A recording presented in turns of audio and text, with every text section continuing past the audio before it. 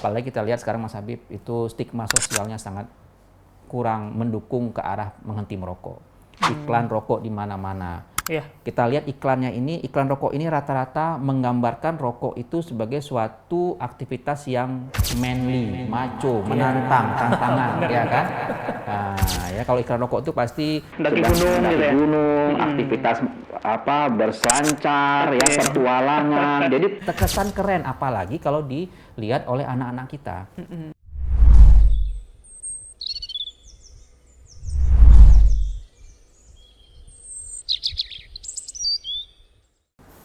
Baik, alhamdulillahirrabbilalamin, wassalatu wassalamu ala rasulillah amma ba'du. Kali ini kembali kita di Ruang Sehat. Tentunya bicara tentang kesehatan tidak ada habisnya ya. Sangat banyak hal yang bisa kita bahas, dan kemarin-kemarin kita sudah membahas hal-hal terkait dengan penyakit jantung. Nah, kali ini salah satu fenomena ataupun bisa dibilang hal yang sudah sering kita lihat di sekeliling kita, yang sering kata orang adalah ahli hisap gitu ya, yang dihisap. Ada yang namanya rokok, ada vape, sekarang juga ada namanya IQOS gitu. Apa itu? Kita akan bahas lebih rinci kali ini bersama dengan Dr. Hadi Utama Syam. Assalamualaikum, Dok. Waalaikumsalam warahmatullahi wabarakatuh, Mas Masya Habib. Allah. Sehat, Dok? Alhamdulillah. Alhamdulillah. Ini Dr. Hadi dari Naili DBS ya, senantiasa menemani kita di Ruang Sehat. Dok, Ya. sebelum kita masuk pertanyaan-pertanyaan lebih rinci nih, Dok, karena ada sedikit games atau pertanyaan games nih, Dok. Nah, dokter jawabnya itu mitos atau fakta aja ya. Oh, mitos atau fakta. Untuk satu pertanyaan pertama ini. Iya. Mitos atau fakta, Dok?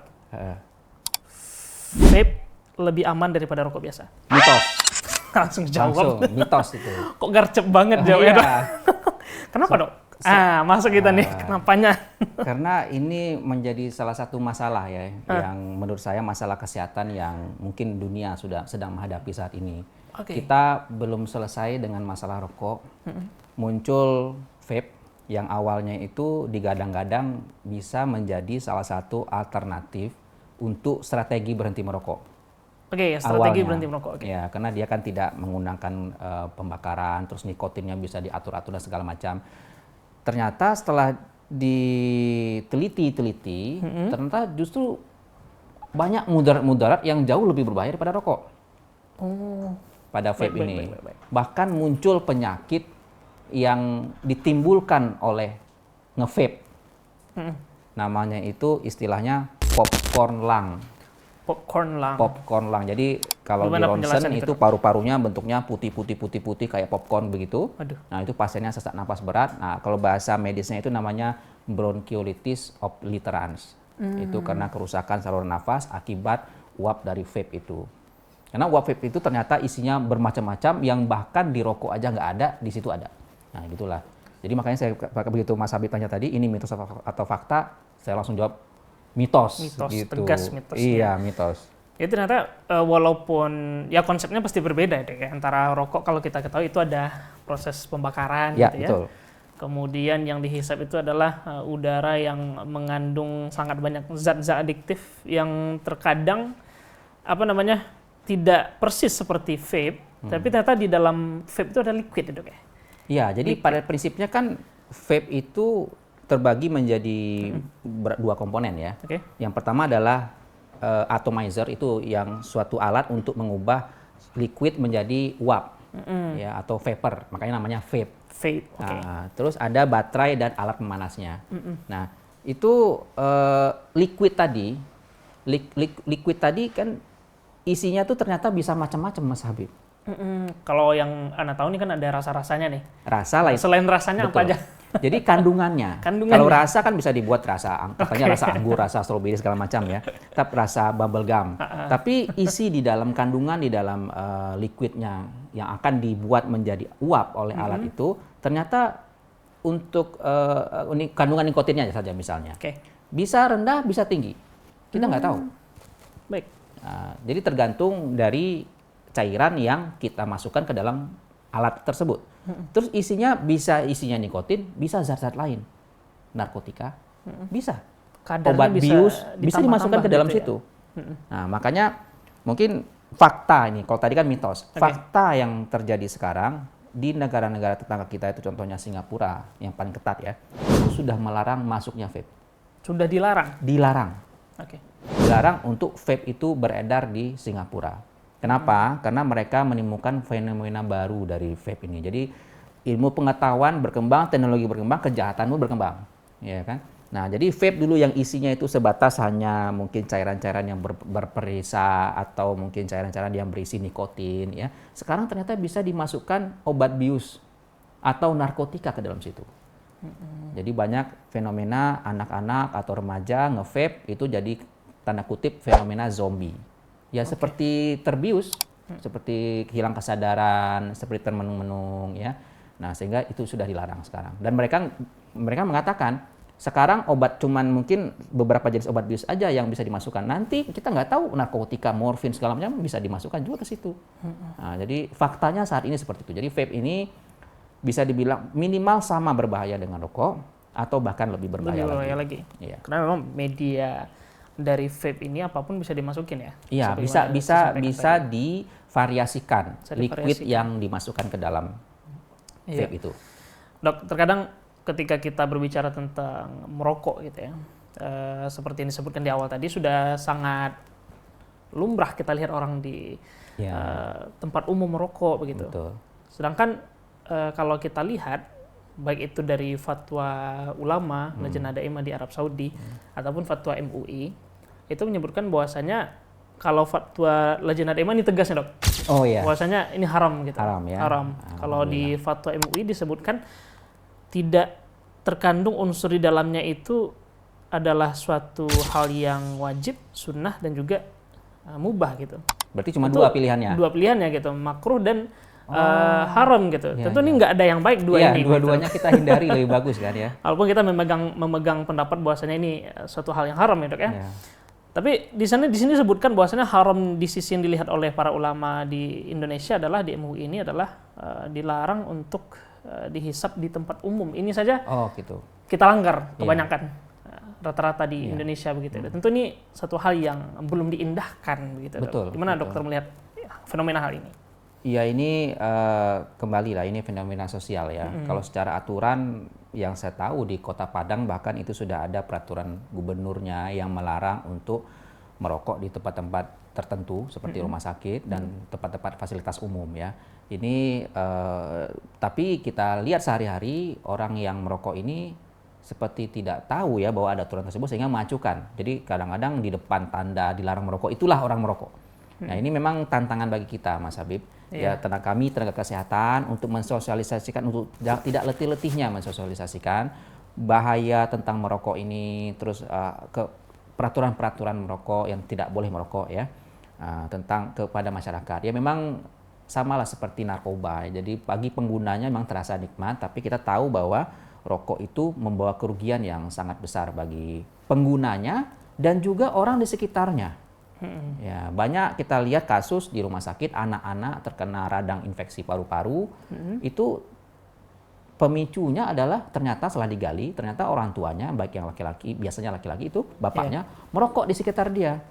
Nah, itu kita mau nunggu sampai berapa lagi orang yang jatuh sakit akibat rokok ini. Tapi memang itulah, itu tantangan terbesar kita. Kita belum bisa, masih harus kesadaran masyarakat terhadap bahaya merokok ini masih tidak terlalu baik ya.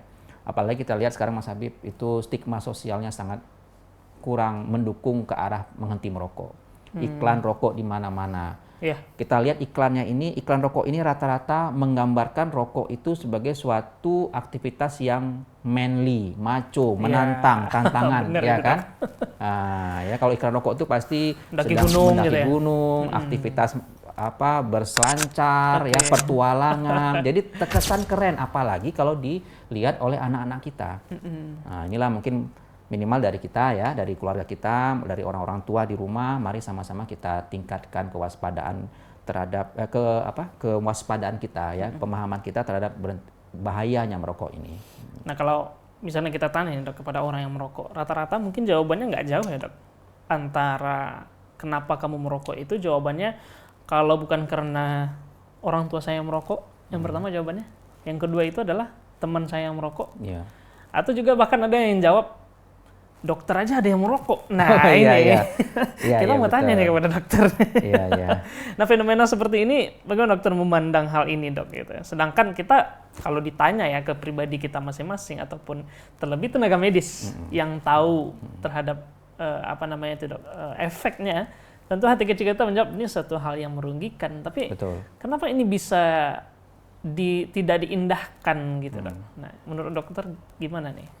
Ya fenomena ini? kalau itu saya lihat mungkin kita kembali lagi masing-masing kita perlu paham kenapa rokok ini berbahaya. Kan kita orang bisa saja personal itu punya pandangan masing-masing, tapi kan kita punya ilmunya. Kenapa rokok ini berbahaya? Kan ini sudah diteliti oleh beratus ribuan peneliti mungkin ya. Iya. Rokok itu pada dasarnya rokok yang konvensional ya. Itu pada dasarnya kan merusak dari beberapa aspek. Oke. Yang Kita bedah secara ilmiah ya, Dok, ya? Iya, kita bedah secara ilmiah dulu nih. Kita kan ikut orang bisa aja salah gitu. Orang bisa saja berbeda pendapat ya. Jadi kita kan jangan berpegang ke orangnya. Kita pegang pada ilmu dasarnya. Kenapa rokok itu dikatakan merusak kesehatan? Kenapa rokok itu dilarang atau dianjurkan untuk tidak digunakan? Gitu kan. Nah, yang pertama, rokok itu aktivitas rokok dan aktivitas merokok itu memberikan bahaya atau hazard terhadap tubuh manusia itu dari beberapa aspek. Yang pertama kita bedah dulu, yang pertama mungkin yang sering dikaitkan dengan rokok adalah nikotin. Nikotin ya. Baik. Nikotin itu terkandung dalam jumlah yang tinggi di dalam rokok, dan produk-produk seperti rokok seperti vape, elektronik sigaret itu ya. Lalu juga yang produk yang terbaru IQOS itu terutama mengandung nikotin. Nikotin ini merupakan suatu stimulan di tubuh kita. Dia bisa menyebabkan peningkatan denyut jantung, dia bisa menyebabkan peningkatan kekuatan kontraksi jantung, meningkatkan peradangan, sehingga menyebabkan berbagai macam efek. Kalau ke jantung bisa menyebabkan jantung itu kewalahan, ya bekerja jauh lebih keras daripada yang seharusnya. Nah, jadi kalau konsumsi nikotin ini dilakukan tidak terkontrol dan dalam jumlah lama, ini akan menyebabkan tubuh kita itu mengalami penuaan dini karena terlalu diforsir kerja terus-menerus setiap hari dengan rokok ini. Nah, dan lebih payahnya lagi bahwa nikotin inilah yang menyebabkan ketergantungan. Jadi kalau begitu orang yang terbiasa mendapatkan nikotin, tubuhnya, sarafnya itu terbiasa mendapatkan paparan nikotin, begitu tidak mendapatkan paparan nikotin, dia akan merasakan tidak nyaman. Sakau ya? Sakau, ya rasa-rasa tidak nyaman akibat hilangnya nikotin itu. Nah, itu mudaratnya pertama dari rokok.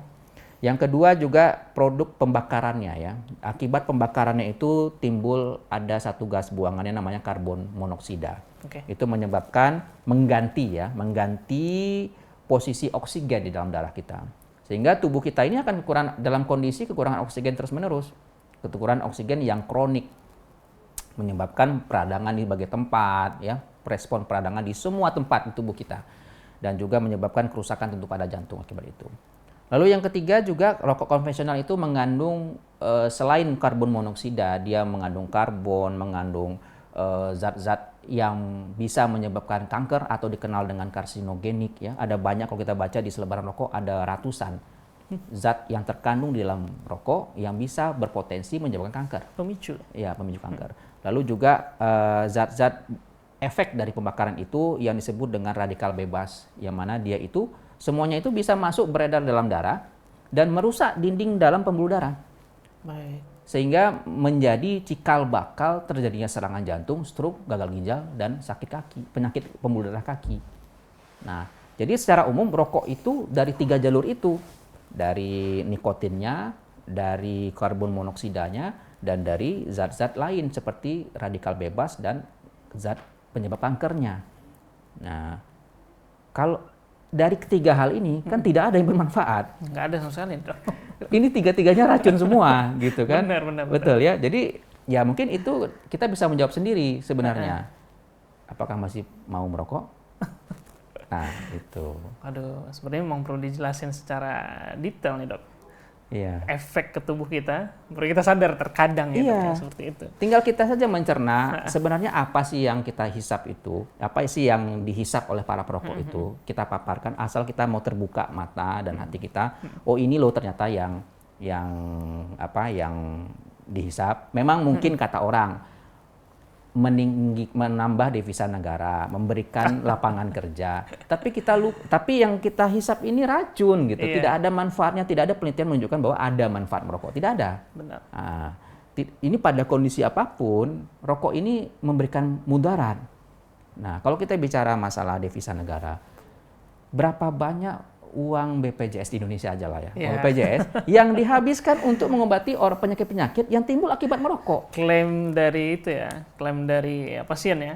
Iya, Untuk itu. kita balik lah misalnya logikanya. Oke, ini menimbulkan devisa negara, tapi apakah harus lewat rokok? Karena dengan rokok ini ada dan menjamur di seluruh masyarakat, itu jumlah penyakit jantung juga menjadi meningkat, ya, penyakit belum lagi yang lain, kanker dan segala macam penyakit saluran pernafasan kronik dan lain-lain ya. Yeah. Nah, itu berapa biayanya untuk mengobati mereka itu dan berapa kehilangan produktivitas tenaga kerja kita? Apalagi merokok nggak cuma orang tua, orang anak muda SD, SMP itu sudah bisa merokok. Miris sekali ya, Dok, Ya. sebenarnya. Nah, itu sayangnya mereka tidak melihat sisi yang itu kadang-kadang. Makanya itulah tugas kita untuk memaparkan kepada masyarakat, ini loh, rokok itu ternyata banyak sekali mudaratnya.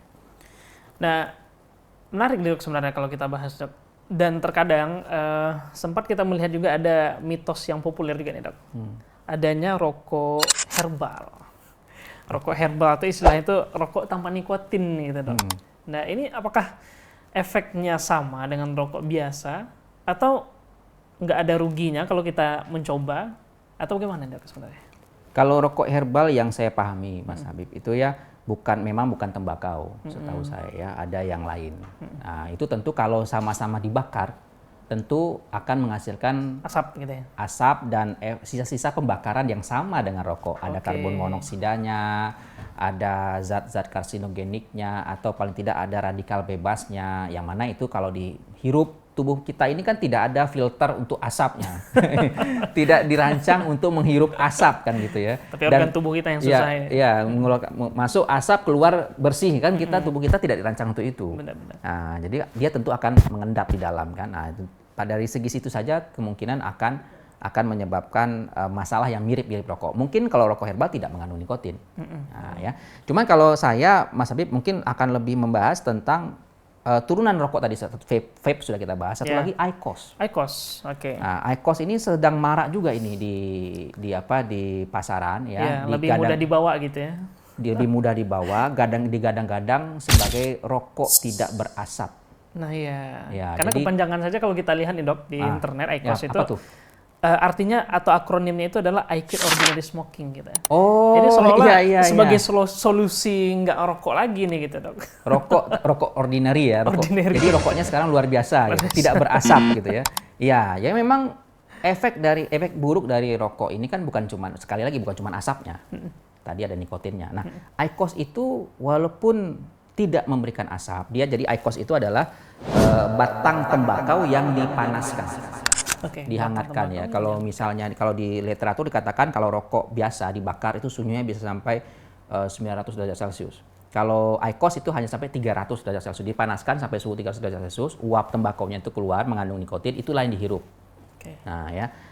Nah, kembali lagi dia mengandung nikotin dalam jumlah yang besar. Ya, sama aja. Nah, sehingga menimbulkan ketergantungan juga, menyebabkan tubuh kita dipacu kerja lebih keras, ya. Jadi tentu akan menimbulkan kerusakan yang hampir sama dengan rokok. Walaupun dia memang tidak mengandung zat-zat pembakaran. Karena dia tidak dibakar, dia hanya dipanaskan. Nah, namun beberapa penelitian, karena ini IQOS kan baru ya. IQOS ini kan teknologi yang diproduksi oleh produsen rokok juga. Iya, benar. Produsen rokok yang mungkin ini bukan iklan, yang salah satu rokok terkenal di Indonesia ya. Itu produsennya ciptakan teknologi seperti itu yang mungkin dia ingin membuat. Nah, inilah karena memang merokok ini dibuat tampak keren ya. I quit ordinary smoking. So, jadi kita pindah ke rokok yang lebih modern. Kan sama juga tetap rokok gitu ya. Nah, ini pintarnya orang ya, lagi permasalahan. Jadi dikemas rokok itu tampak seperti sesuatu hal yang sangat canggih gitu. Nah, itu kita mirisnya seperti itu, Mas Habib. Ya, menyesuaikan dengan style terkadang yang memang gandrungi anak-anak muda. Ya. Ternyata setelah dilihat ada indikasi bahwa di dalam alat IQOS itu kan dia memanaskan plastik itu. Nah, sehingga juga mengandung kandungan-kandungan seperti logam-logam berat seperti kadmium dan segala macam yang juga ada di dalam vape. Karena vape juga pemanasan ya. Cuman vape ini bedanya cairan yang dipanaskan. Kalau IQOS stik tembakau, ya, yang dipanaskan. Nah, itu juga mengandung logam berat atau zat-zat kimia lain yang berbahaya bagi tubuh kita. Logam berat itu tubuh kita tidak dirancang untuk memfilter logam berat, timbal, kadmium, ya, ya timbal, kadmium dan nikel itu tidak dirancang agar tubuh kita itu bisa mengeluarkan zat. Jadi dia karena nggak bisa dikeluarkan, dia akan numpuk di paru-paru, tentu akan merusak paru-paru jadinya. Atau numpuk di ginjal, merusak ginjal. Di mana tempat dia menumpuk, dia tidak bisa dihilangkan, sama seperti plastik ya. Kalau di tanah jadi seperti plastik, nggak bisa terurai. Sangat lama gitu, bahkan nggak bisa gitu ya. Ya, jadi gitu. Jadi ya berbahaya lah kita, walaupun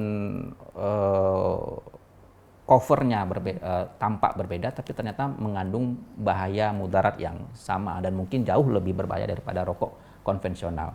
Ya, dari tadi kita mungkin sudah berbicara terkait dengan efek samping mudarat dan juga istilahnya efek-efek terkait dengan kesehatan, yang tentu kalau kita simpulkan ini sangat tidak ada kata sehat gitu, Dok.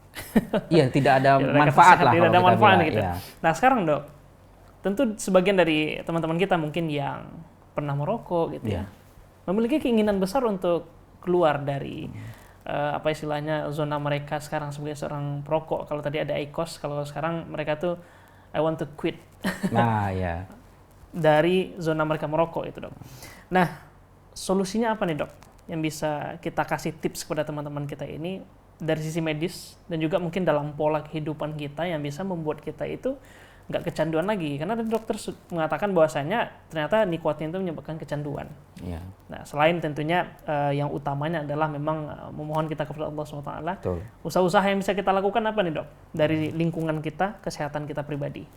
Iya, jadi karena merokok ini merupakan suatu kecanduan ya, adiktif, maka berhenti merokok ini merupakan suatu tantangan ya. Jadi tergantung juga jadi tingkat keadiktifnya tadi. Ada yang ringan, ada yang sangat berat, ada yang bisa berhenti hanya dengan tekad yang kuat. Dia berhenti sendiri. Ada yang butuh pertolongan dari profesional, baik itu psikolog atau dari tenaga medis ya. Yang jelas kita bisa berhenti merokok, itu yang pertama. Baik. Bisa ya. Kalau kita mau, kita hari ini merokok, besok berhenti, itu bisa insya Allah. Itu bisa. Nah, yang pertama tentu tips dari saya itu adalah kita harus kuatkan niat. Harus tekad dari diri kita sendiri dulu. Dari perokok itu yang dia menyadari bahwa rokok ini membawa banyak mudarat bagi dia dan dia harus berhenti. Ada landasan ilmunya. Iya, ada landasan ilmu. Makanya pelajari gitu ya. Jangan takut untuk mempelajarinya ya.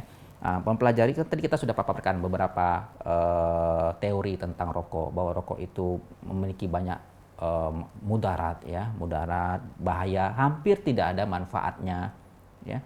Kalau saya bilang ya mungkin manfaatnya tadi di istilahnya itu dia memberikan devisa, tapi di sisi lain dia menguras devisa juga, berarti kan tidak manfaat sebenarnya ya. Di cover tanpa itu hanya halusinasi saja, rokok itu ada manfaatnya. Nah, udah jelas seperti itu. Bahkan sekarang ini Mas Habib, ada yang membandingkan antara rokok dengan gula. Baik. Karena gula itu dikatakan juga, kata dokter sekarang katanya tidak boleh konsumsi gula, karena gula pasir itu dikatakan memang kita menyarankan kepada orang yang ingin hidup sehat untuk hentikan gula pasir, karena gula pasir itu dapat meningkatkan gula darah terlalu cepat sehingga menyebabkan kerusakan pada tubuh. Ya, hindari penggunaan gula pasir itu. Nah, jadi disandingkan dengan rokok. Ini menurut saya adalah suatu hal yang tidak apple to apple, tidak sebanding ya. Gula pada dasarnya dia dapat menghasilkan glukosa atau karbohidrat ya. Yang mana itu dibutuhkan oleh tubuh. Sumber energi juga. Iya, pada kondisi-kondisi tertentu karbohidrat itu menjadi sumber energi. Nah, memang kita butuhkan, tapi mungkin jenisnya, sumbernya jangan gula pasir, mungkin yang lain yang memberikan karbohidrat lebih bagus. Ada substitusinya. Ada substitusinya. Nah, pada kondisi misalnya orang diabetes yang gulanya terlalu drop, itu kita obatnya ya air gula.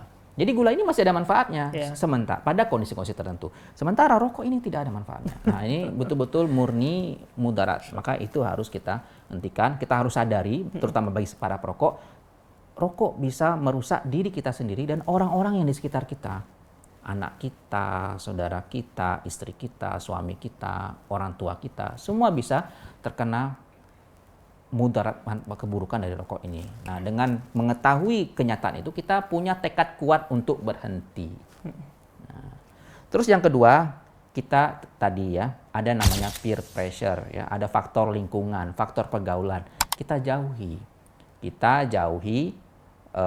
lingkungan, paparan lingkungan orang-orang yang merokok. Nah, jadi kalau kita sudah bertekad berhenti merokok, kita sudah berhenti merokok, jangan dekat-dekat orang merokok lagi, karena nanti kita bisa tertarik untuk merokok lagi. Nah, pada kondisi tertentu, kadang-kadang kita butuh pengobatan, Mas Habib. Jadi ada memang obat-obat atau ya zat-zat yang diberikan untuk membantu seseorang berhenti merokok, terutama mengatasi ketergantungan terhadap nikotin itu. Itu ada, itu tergantung dari level ketergantungannya terhadap merokok. Ya, tapi kalau saya paling dasarnya tadi ya, yang utama itu ya dua hal itu. Yang pertama, kuatkan niat, jauhi perokok yang lain.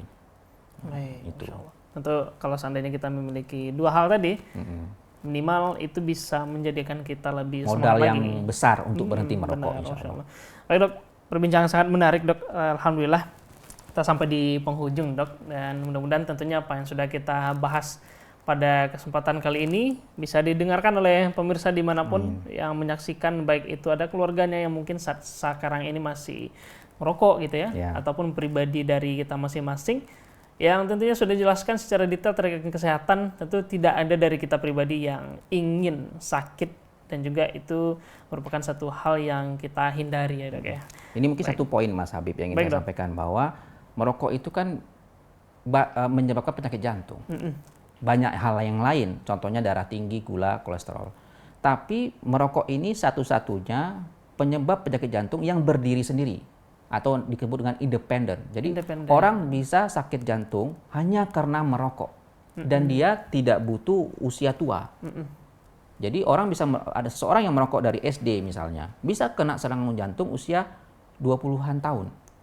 Tapi kalau hipertensi pasti akan, walaupun seseorang kena hipertensi ya, dia akan kena serangan jantung itu di usia yang jauh lebih tua, 40, 50, 60. Ada faktor-faktor lainnya gitu ya. Dan ini sudah diteliti bahwa orang di Eropa ya, penelitiannya bahwa penyebab penyakit jantung, serangan jantung pada khususnya itu yang terjadi pada usia dini, sebagian besar itu adalah rokok.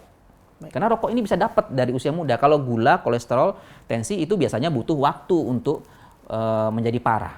Nah, dan yang lebih parahnya lagi yang kedua adalah rokok ini kita bayar untuk sakit. Jadi seorang merokok ini menghabiskan uangnya yang dia cari dengan susah payah untuk menjadi sakit. Nah, itu mungkin saya ingin memberikan insight lah kepada saudara-saudara kita yang masih merokok, apakah itu mau dilanjutkan gitu ya. Nah, ini pertanyaan besar untuk yang mungkin masih merokok gitu ya. Baik, terima kasih Dok atas tema dan juga penjelasannya pada kali ini, dan kita akan kembali tentunya dengan tema-tema yang lebih menarik lagi ke depannya. Tentu kalau seandainya teman-teman ingin lihat informasi seputar dunia kesehatan dan pembahasannya, jangan lupa untuk kita selalu menyaksikan Ruang Sehat. Demikian pada kesempatan kali ini, kita akhiri dengan doa kafaratul majelis. Subhanakallahumma bihamdika asyhadu an la ilaha illa anta astaghfiruka wa atubu ilaik. Assalamualaikum warahmatullahi wabarakatuh. Waalaikumsalam warahmatullahi wabarakatuh. Terima kasih banyak Dok. Sama-sama Mas Habib.